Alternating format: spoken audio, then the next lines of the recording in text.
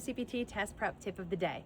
Today we're going to talk about shoulder horizontal adduction. This is a really tricky one. So after you have the 3 planes down and you know the basic movements, that is when I recommend moving on to the ones that are either kind of exceptions or more complex. So shoulder horizontal adduction is going to be like a bench press or anything that's like a pec fly. So what you want to think about is it's shoulders.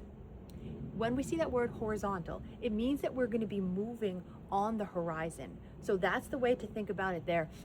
There's not going to be any up and down movement. So when we compare that with shoulder internal and external rotation, that's a transverse plane movement because we're rotating between the planes. But if you look at the motion at the shoulder joint, that's very different than what is going to happen here. Okay, so think about the words that we learned already: adduction, abduction. So if it's adduction, it means that we're going to be moving back towards the midline. So shoulders, we already know it's the shoulder joint that's going to be in motion. So don't let the word adduction throw you off here, because if we're staying on the horizon, the only option is going to be to move between planes. So we start here in the frontal plane and then we finish in the sagittal plane. So there are kind of just a few things that you want to think about. It's the shoulders. It's the fourth way that the shoulders can move, a little bit more complex with the transverse movement compared to just internal, external rotation.